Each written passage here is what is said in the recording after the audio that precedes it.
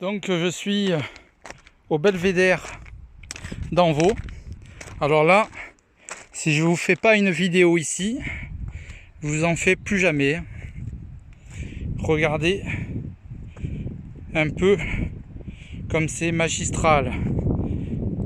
Envaux. Voilà, la calanque d'Envaux, qui veut dire dans le vallon en provençal. Alors effectivement, le sentier d'approche de la calanque est dans un profond vallon où on voit pas grand chose, mais quand ça débouche sur ce panorama, c'est la récompense. Alors tout au bout, ici, avec le zoom, la pointe qu'on va, c'est le Cap Caco, et c'est la limite avec la commune de Cassis. C'est-à-dire qu'ici,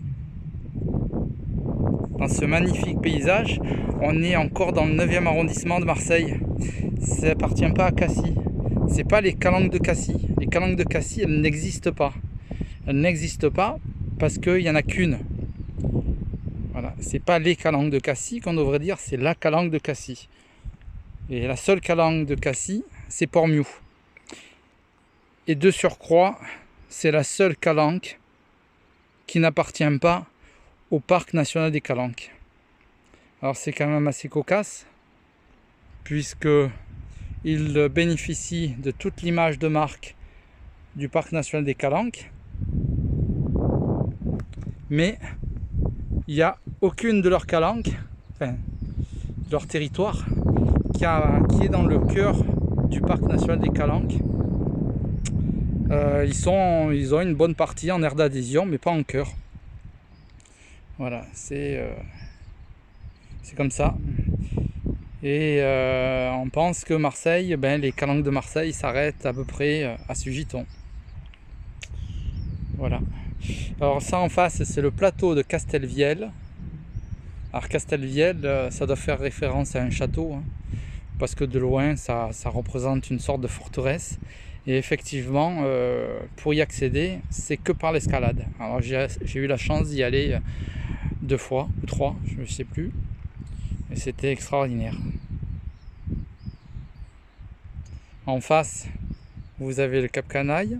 Tout au bout, dans la brume, qu'on distingue à peine en vidéo, c'est le Cap Sissier, vers la Seine-sur-Mer. Et alors, je vais vous montrer une autre petite beauté du coin. C'est la calanque de Loul. Alors, Loul, en provençal, ça veut dire marmite. Et marmite, c'est parce que c'est une sorte de cuve, une sorte de trou, qui, quand la houle est importante, fait un bouillonnement, comme dans une marmite. Alors, je me suis peut-être allé trop loin là, pour la voir. Voilà. Elle est là. Alors, la calanque de Loul, c'est tout ça.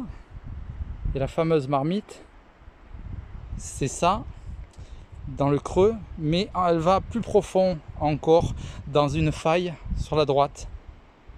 Mais là, on ne la distingue pas. Voilà, ça c'est la calanque de Loul. Et on aperçoit au large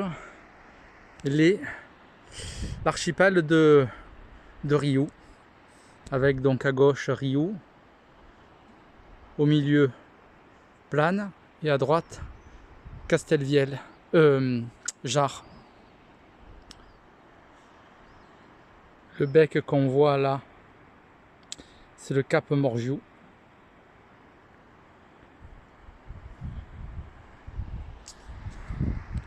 Voilà, ça c'est extraordinaire.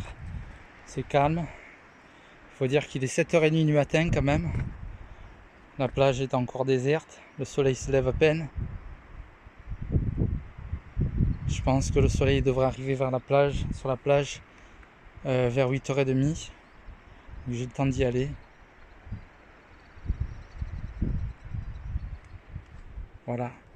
C'est tellement beau que j'ai peine à arrêter la vidéo. Je vous fais encore un petit zoom sur ce massif. Je pourrais vous rajouter que cette calanque a failli être détruite par l'entreprise Solvay pour pour commercialiser la pierre blanche des falaises, comme ils ont fait à Port-Miou jusqu'en 94 ou 96, je sais plus. Ils ont exploité de 1898 à 96, il me semble. Et il y a eu un gros collectif qui s'est mis en place pour que Porpin et Envaux soient préservés. A bientôt.